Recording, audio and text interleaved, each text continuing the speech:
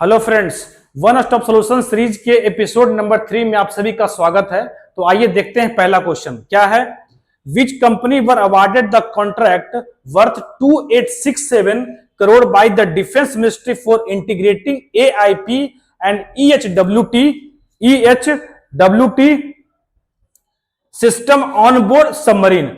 रक्षा मंत्रालय ने किन कंपनी को एकीकरण करने के लिए 2867 करोड़ डॉलर का ठेका दिया पनडुब्बियों पर AIP और HIP सिस्टम को डेवलप करने के लिए। ठीक है, तो किसको दिया है? Mazagon dock ship builders and Naval Group France को। ऑप्शन सेकंड है। अब कितना अमाउंट दिया गया? तो 2867 और इसमें दो टर्म आपको दिख रहे होंगे, AIP और EHWT। AIP क्या होता है? Air independent propulsion. और EHWT क्या होता है? Energy harvesting wire technology. ठीक है, इस दोनों को आपस में क्या करना है? इंटीग्रेट किया जाएगा। तो AIP होता क्या है? जैसे समुद्र के सरफेस पे आप देखते होंगे शिप चलता है, लेकिन समुद्र के अंदर जो है, मतलब समुद्र के पानी के अंदर सबमरीन चलता है। तो सबमरीन को ज्यादा समय तक पानी के अंदर रहने के में ये क्या करता है? AIP हेल्प करता है। ठीक है, EHWT क्या है? तो ये एनर्जी इफिशियंसी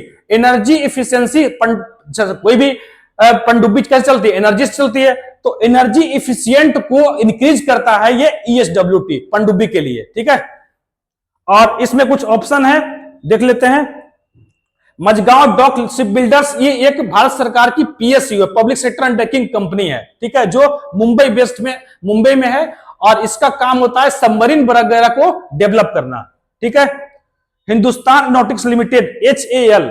अब HAL क्या है? HAL अभी तक टोटल कितने मैराथन कंपनी इंडिया में है? तो टोटल 14 है। 14 में से सबसे लास्ट जो 14th नंबर का मैराथन कंपनी है वो है HAL।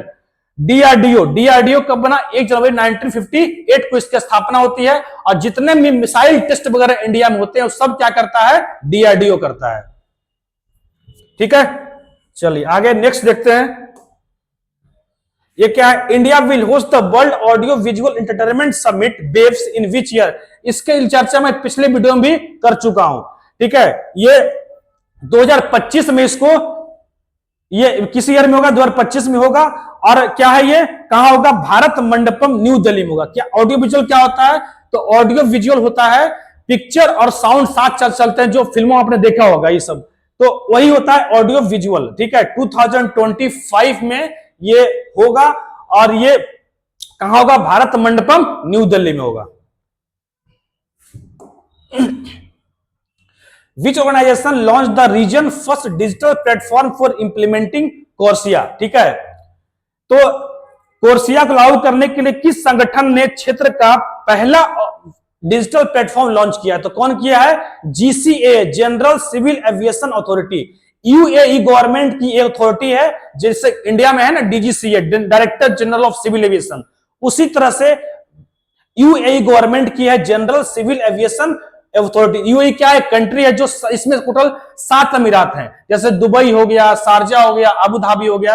तो ऐसे मिला के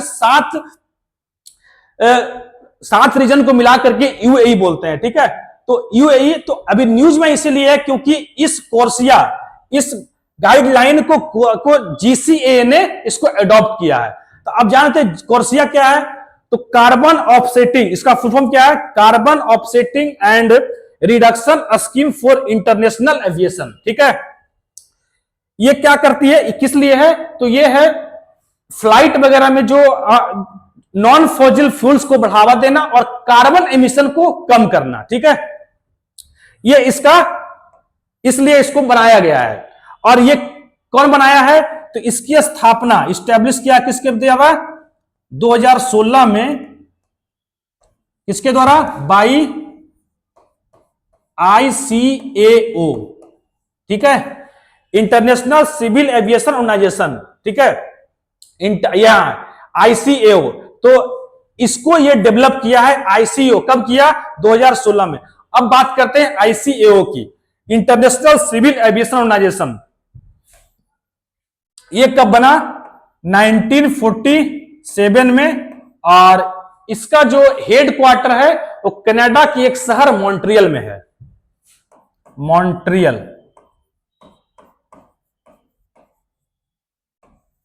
ठीक है, मॉन्ट्रियल। तो आई होप आप समझ गए होंगे, कोर्सिया सब कुछ हो गया। चलिए नेक्स्ट क्या है, what is the new deadline for resolving income tax dispute under the विवाद से विश्वास स्कीम। ये कब है, विवाद से विश्वास योजना के तहत आयकर विवादों को हल करने की नई सीमा क्या है, तो ये सीमा है 31 जनवरी 2025 को। अब विवाद से विश्वास स्कीम की बात करते हैं। तो ये कब लॉन्च हुआ, ये लॉन्च हुआ था 2020 में मिनिस्ट्री ऑफ फाइनेंस का मिनिस्ट्री ऑफ फाइनेंस का एक डिपार्टमेंट है, डिपार्टमेंट ऑफ एक्सपेंडिचर, जिसको द्वारा ये लॉन्च हुआ था। किस लिए लॉन्च हुआ था, तो to settle the tax dispute, मतलब कर की जो भी विवाद, टैक्स रिलेटेड जो भी विवाद होते हैं उसको उस डिस्प्यूट को खत्म करने के लिए इस स्कीम को लॉन्च किया गया था। तो कब लॉन्च हुआ, 2020 में। और कौन लॉन्च किया था इसको, तो department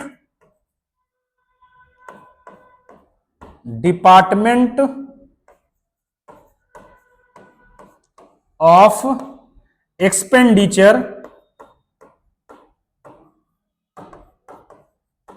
department of expenditure, ministry of finance. ठीक है, department of expenditure, ministry of finance के द्वारा इसको लॉन्च किया गया था 2020 में, to settle the tax dispute. ठीक है,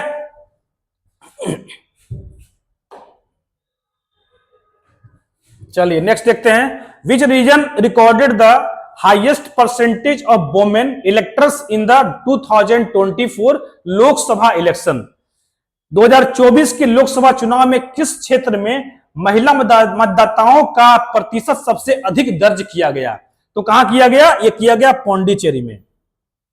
ठीक है, पुडुचेरी, पौंडीचेरी, दरअसल पौंडीचेरी 2006 में इसका नाम चेंज हुआ। 2006 से पहले बोलते थे पौंडीचेरी, लेकिन 2006 में इसका नाम चेंज कर क्या कर दिया गया, पुडुचेरी।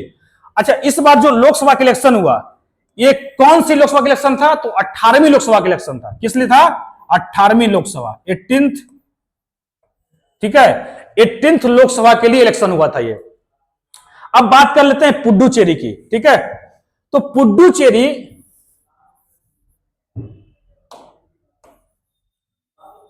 पुडुचेरी की स्थापना 1674 में किया गया था। ये एक फ्रेंच सेटलमेंट था। ठीक है, जिसमें एक फ्रेंच रूलर था फ्रैंकोइस मार्टिन, जिसके द्वारा पुडुचेरी की स्थापना किया गया था 1674 में। अच्छा, ये पुडुचेरी में कितना रिकॉर्ड दर्ज किया गया है, तो 53.03%। ठीक है,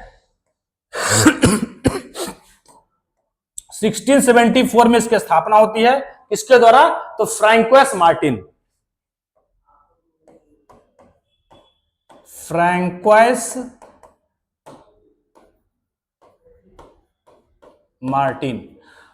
अब पुडुचेरी में टोटल 4 डिस्ट्रिक्ट है, और चारों डिस्ट्रिक्ट जो है ना 3 स्टेट में ये, जैसे ये है जो ये आप देख रहे हो, ये क्या है, आंध्र प्रदेश, ये क्या है, तमिलनाडु, और ये क्या है, केरल।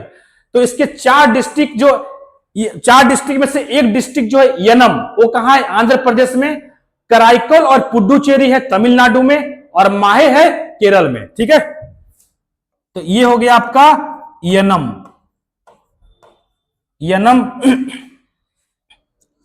तमिलनाडु में, ये हो गया आपका पुडुचेरी,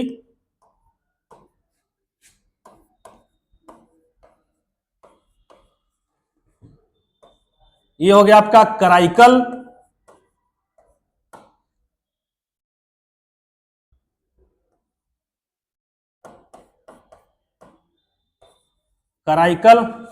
ये हो गया आपका माहे। ठीक है, तो कहां कहां हो गया, आंध्र प्रदेश में हो गया यनम, तमिलनाडु में हो गया पुडुचेरी और कराईकल, और केरल में हो गया माहे। इसमें सबसे बड़ा जो एरिया किसका है, तो ये पुडुचेरी का है। लार्जेस्ट एरिया पुडुचेरी का है, और स्मॉलेस्ट एरिया किसका है, तो ये है माहे का। ठीक है, इसका हो गया 4 डिस्ट्रिक्ट। और क्या बचा? अच्छा, सबसे पूरे ऑल ओवर इंडिया में जेंडर रेशियो सबसे ज्यादा क्या किस स्टेट का है? अगर ओवरऑल कैटेगरी की बात करें तो जेंडर रेशियो जो है वो सबसे ज्यादा माहे डिस्ट्रिक्ट का है। तब पुडुचेरी में एक डिस्ट्रिक्ट है माहे डिस्ट्रिक्ट, उसी का सबसे ज्यादा जेंडर रेशियो कितना है? 1184 अपॉन 1000। ठीक है, 1184 अपॉन 1000। मतलब जेंडर रेशियो क्या होता है? 1000 पुरुष पर कितने महिलाएं हैं, जिसको बोलते हैं जेंडर रेशियो। हो गया? तो और कुछ बचा? हाँ, एक चीज और।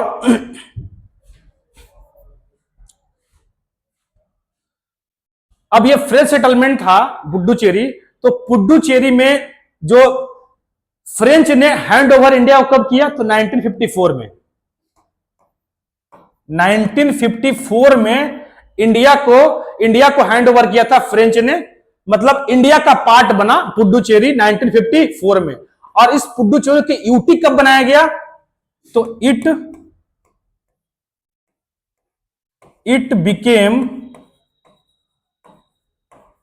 UT by 14th amendment act 1962। मतलब 14वां संविधान संशोधन 1962 के द्वारा जो पुडुचेरी है ये एक यूटी बना, मतलब यूनियन टेरिटरी, केंद्र शासित प्रदेश बना। ठीक है, चलिए। India's regional exchange reserve crossed $700 billion. ठीक है, India's foreign exchange reserve cross $700 billion in 2024, ranking which globally. Bharat का विदेशी मुद्रा भंडार 2024 में $700 अरब को पार कर गया। विश्व स्तर पर कौन सी रैंकिंग इसका है? इसका रैंकिंग है 4th। तो इससे ऊपर कौन कौन कंट्री हैं? तो सबसे पहले लिखिए, फर्स्ट पे कौन है? चाइना। सेकंड पे कौन है? जापान। थर्ड पे कौन है? स्विट्जरलैंड।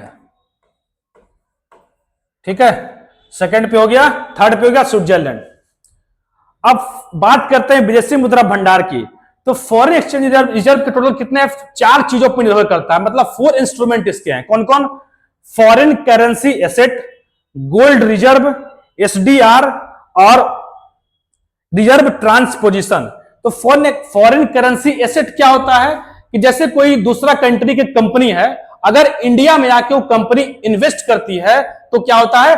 फॉरेन करेंसी एसेट आपका क्या हो जाएगा? राइज कर जाएगा, इंक्रीज। क्योंकि अगर मान लीजिए कोई अमेरिकी कंपनी है तो अमेरिका से क्या लेके आएगा? डॉलर लेके आएगा। अब डॉलर लेकर के इंडिया में आया, वो कन्वर्ट क्या किया? रुपये में कन्वर्ट किया। मतलब रुपये का वैल्यू क्या हो गया? रुपये का वैल्यू डॉलर के मुकाबले स्ट्रांग हो गया। तो इसका मतलब है, मतलब जैसे ये डिपेंड करता है, foreign currency asset mainly depend करता है किस पे? एफडीआई इनफ्लो पे डिपेंड करता है। मतलब कितना एफडीआई कंट्री में आया। तो अगर आएगा तो फॉरेन करेंसी एसेट क्या होगा? इंक्रीज करेगा। अगर गया तो फॉरेन करेंसी एसेट क्या होगा? डिक्रीज कर जाएगा। ठीक है, मतलब मेन इंपॉर्टेंस जो होता है फॉरेन करेंसी एसेट होते बहुत सारे, रेमिटेंसेस भी होते हैं। जैसे कोई बाहर के कंट्री में रह रहा है, इंडिया पैसा भेज रहा है तो डॉलर में कमा रहा है, रुपया में भेज रहा है। तो लेकिन सबसे बड़ा जो रीजन होता है, सबसे बड़ा जो इसका मुख्य कारण होता है डिक्रीज और इंक्रीज का, वो होता है एफडीआई इनफ्लो। मतलब कितना कौन कौन कितने कंपनी इंडिया में आकर के इन्वेस्ट किए। ठीक है, तो ये हो गया आपका foreign currency asset. Gold reserve अब कितना अपने के पास कितना गोल्ड रिजर्व है, इस पे भी डिपेंड करता है आपका foreign currency asset, foreign exchange reserve.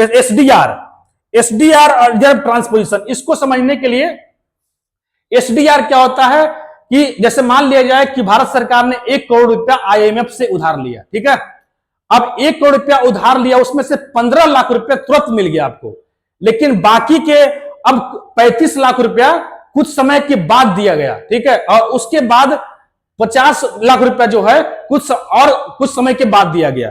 तो 15 लाख तो तुरंत मिल गया, लेकिन 35 लाख जो दिया गया वो क्या हो गया, ये हो गया एसडीआर। और 35 के लाख मतलब एफडी, आईएमएफ एक बार पैसा आपको नहीं पे करती है, ठीक है। ये 35 लाख दिया गया आपको एसडीआर के रूप में, और बाकी का 50 लाख हो गया रिजर्व ट्रांच पोजीशन, मतलब 15 लाख तो पहले दे दिया गया आपको, और 35 लाख फिर से दिया गया, 35 लाख फिर दिया गया, तो वो हो गया एसडीआर में आ चला गया। और जब बाकी का जो लास्ट बचा हुआ 50 लाख था, वो जो आया वो किस में आ गया, रिजर्व ट्रांच पोजीशन में आ गया, मतलब आरटीपी में आ गया, ठीक है।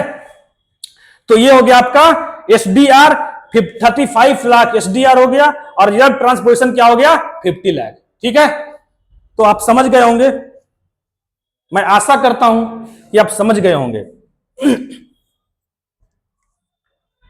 चलिए अगला देखते हैं। तो इन 4 चीजों पे डिपेंड करता है, क्या क्या हो गया, foreign currency asset, gold reserve, SDR, reserve tranche position. आपको सबके बारे में मैंने थोड़ा थोड़ा बता दिया।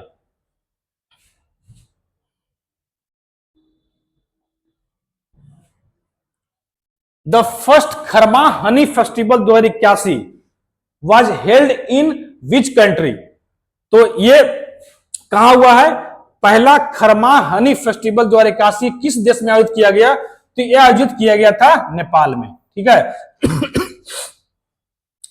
अब ये क्या लिख रहा है 2081, हम लोग तो जी रहे हैं 2025 में, लेकिन 81 कैसे लिख रहा है ये, तो कोई बात नहीं। 81 जो नेपाल जो कैलेंडर अपना यूज करता है ना, वो कैलेंडर यूज करता है विक्रम संवत का, ठीक है। कौन सा, Vikram Samvat, Vikram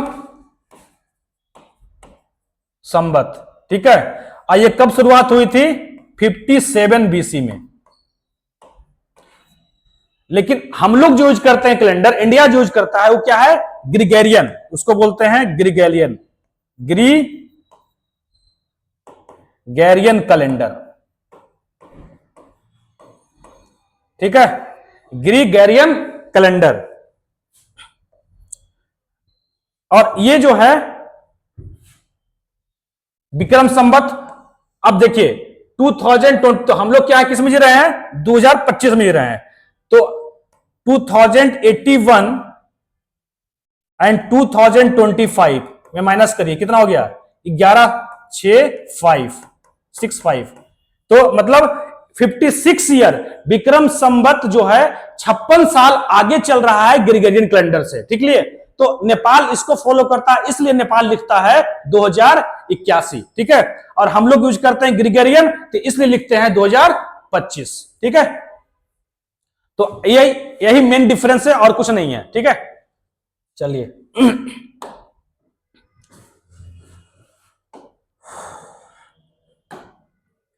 who won the senior national men's handball championship title, senior राष्ट्रीय पुरुष हैंडबॉल चैंपियनशिप टाइटल खिताब किसने जीता है, कौन जीता है, ये जीता है केरला, ठीक है। कौन जीता, केरला। अब हैंडबॉल में कितने प्लेयर होते हैं, तो एक टीम में 7 प्लेयर होते हैं, एक होता है गोलकीपर और बाकी के 6 होते हैं फील्ड प्लेयर, ठीक है। हैंडबॉल में 7 प्लेयर इन 1 टीम, ठीक है, जिसमें से एक हो गया गोलकीपर और बाकी के 6 होते हैं फील्ड प्लेयर। और जीता कौन, केरल।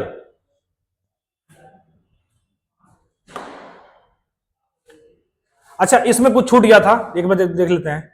पाकिस्तान है, तो पाकिस्तान से इंडिया का कितने किलोमीटर का बॉर्डर टच करता है, तो 3310 किलोमीटर। ठीक है, कौन कौन? सबसे ऊपर ले लीजिए तो J&K, ठीक है। उसके बाद नीचे आ जाइए, पंजाब, फिर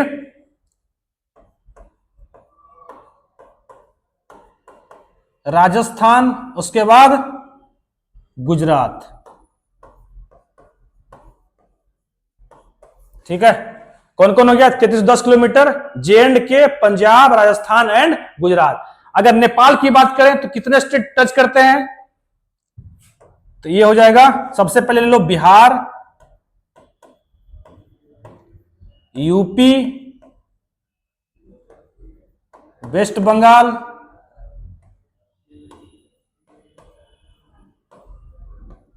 असम और सिक्किम। ठीक है, कौन कौन? बिहार, उत्तर प्रदेश, वेस्ट बंगाल, असम और सिक्किम। और टोटल लेंथ कितना है? 1751 किलोमीटर। ठीक है, 5 स्टेट 1751 किलोमीटर। पाकिस्तान हो गया 3310 kilometre, J&K, Punjab, Rajasthan and Gujarat. चलिए, अब क्वेश्चन कंप्लीट हुआ। ये तो हो ही गया। Who was crowned the Spell Masters of India's SBI Life Spell B Season 14? SBI में स्पेल मास्टर ऑफ इंडिया का ताज किसे पहनाया गया? लाइफ स्पेल बी सीजन 14 में किसे पहनाया गया? तो यह है छाया MB.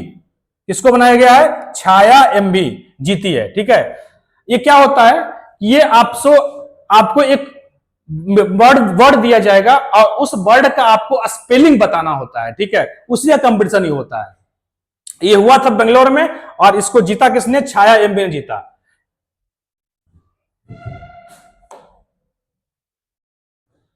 Never event recently seen in the, एक टर्म रिलेशन हुआ। ये क्या है? एक टर्म है ये। हेल्थ केयर सेक्टर में एक टर्म सर्कुलेट हुआ, नेवर इवेंट। किस सेक्टर में? हेल्थ केयर सेक्टर में। Recently seen in the news are related to, किस रिलेटेड है? तो ये है, ये फर्स्ट नंबर है। ठीक है,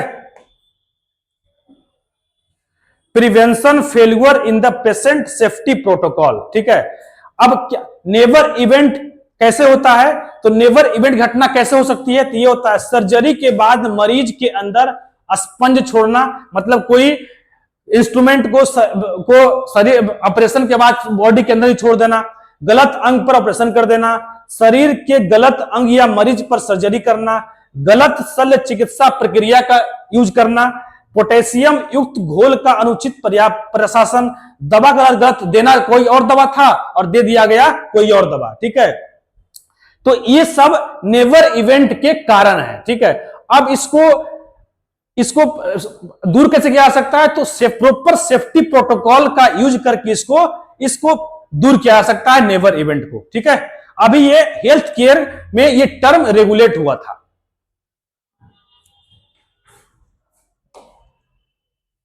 Who has been appointed as the new chairperson of the National Human Rights Commission? ठीक है, नेशनल ह्यूमन राइट्स कमीशन का चेयरपर्सन किसको बनाया गया है? तो ये बनाया गया है जस्टिस वी रामा सुब्रमण्यम को बनाया गया। Justice V Rama Subramaniam. इसके जनरली इसके जो एनएचआरसी के जो प्रेसिडेंट होते हैं वो सुप्रीम कोर्ट के जज होते हैं, रिटायर्ड जज या फिर रिटायर्ड चीफ जस्टिस होते हैं सुप्रीम कोर्ट के। ठीक है, अब बात कर लेते हैं एनएचआरसी। एनएचआरसी की स्थापना established by Human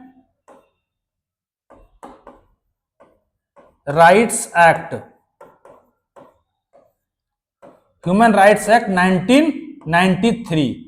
ठीक है, ह्यूमन राइट्स एक्ट 1993 के द्वारा इसकी स्थापना हुई है और इसके लिए एक कमिटी बनाई गई थी, इसकी स्टैब्लिशमेंट के लिए कमिटी बनाई गई थी, Ranganath Mishra committee.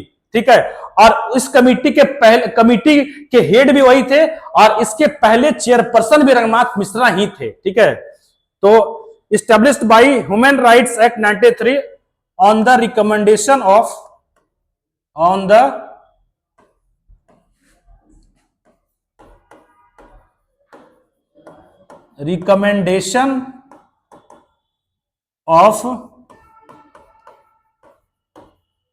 Ranganath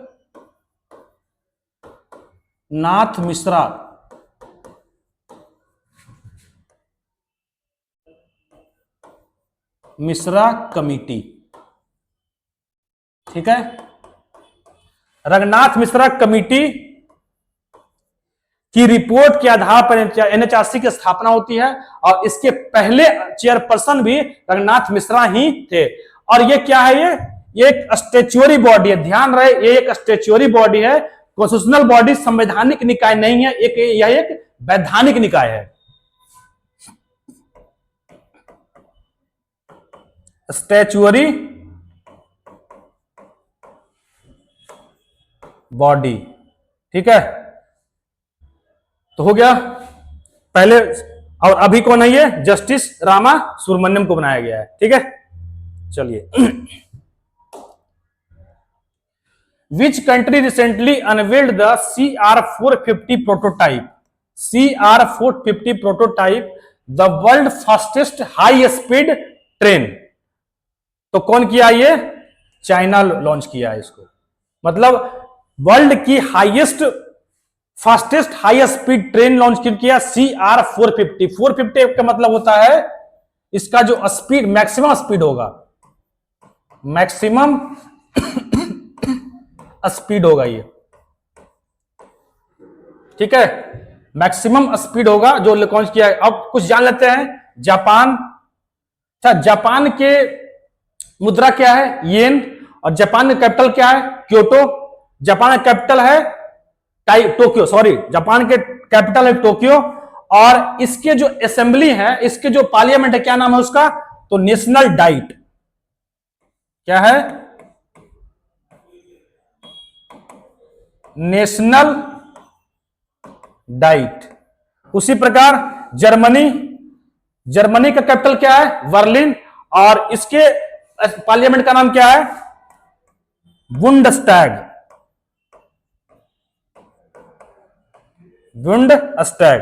China People's Congress. क्या है? People's Congress. South Korea National assembly.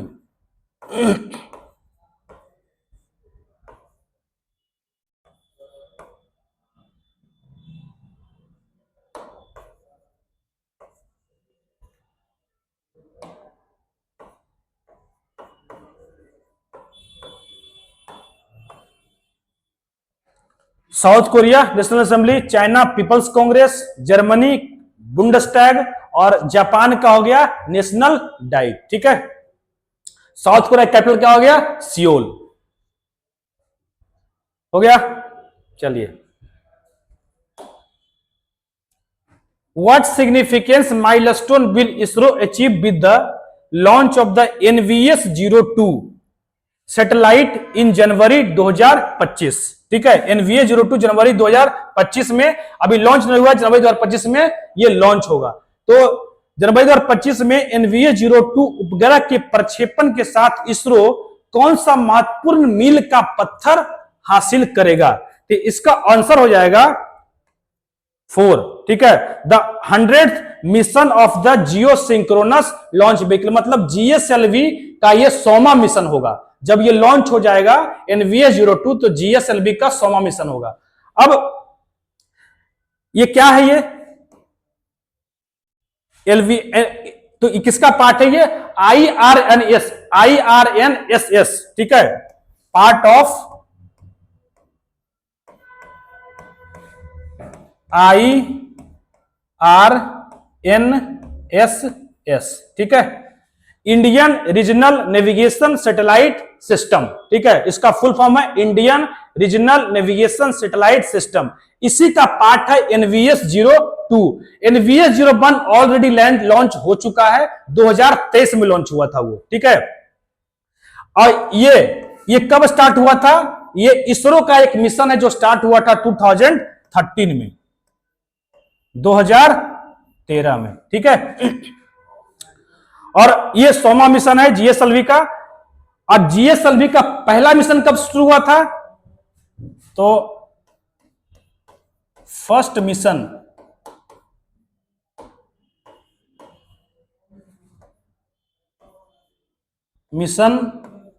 Of GSLV कब शुरू हुआ था? 2001 में, ठीक है। GSLV का पहला मिशन 2001 में शुरू हुआ था। और ये कौन सा है? ये 100वां मिशन है, ठीक है। और NVS-01 ये लॉन्च हुआ था 2023 में। कि लॉन्च व्हीकल क्या था इसका? तो इसका था GSLV F12, ठीक है।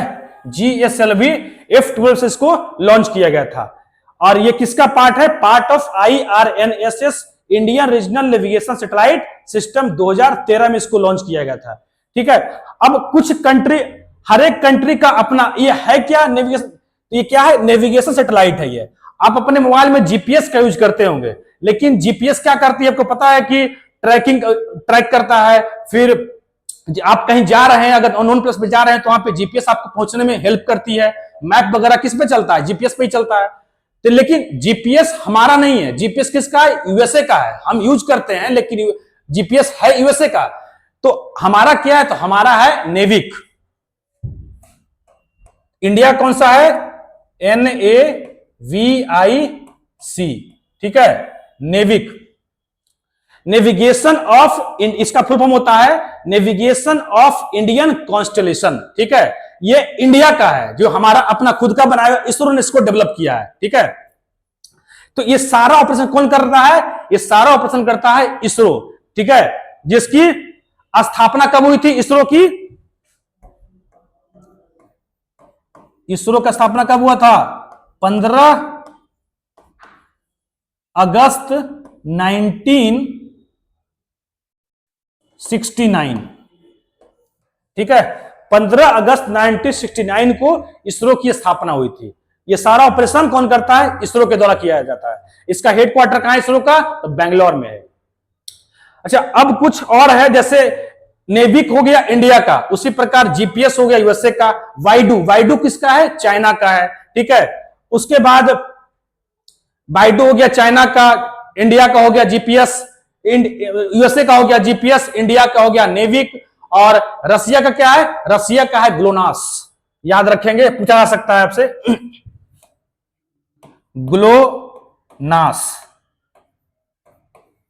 ग्लोनास भी एक नेविगेशन सिस्टम है। ये किसका है? रसिया का है। रसिया ग्लोनास हो गया रसिया का।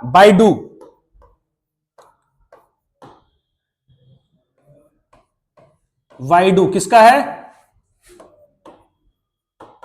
चाइना का है। ये सब क्वेश्चन खास करके एनटीपीसी वालों के लिए बहुत इंपॉर्टेंट हो जाता है, क्योंकि अगर पीछे आप देखोगे, प्रीवियस ईयर देखोगे, तो हर एक पेपर में इसरो के 2 क्वेश्चन, इसरो के जितने ही मिशन है उसमें से हर एक पेपर में 1 से 2 क्वेश्चन आपको मिल जाएंगे। इसीलिए एनटीपीसी वालों के लिए ये इंपॉर्टेंट हो जाता है, ठीक है। तो खास करके एनटीपीसी वाले इन सारे साइंस एंड टेक पे ध्यान देंगे। ये मेरा लास्ट क्वेश्चन था। तो आई होप आपको ये वीडियो अच्छा लगा होगा। वीडियो अच्छा लगा तो please like, share and subscribe करें।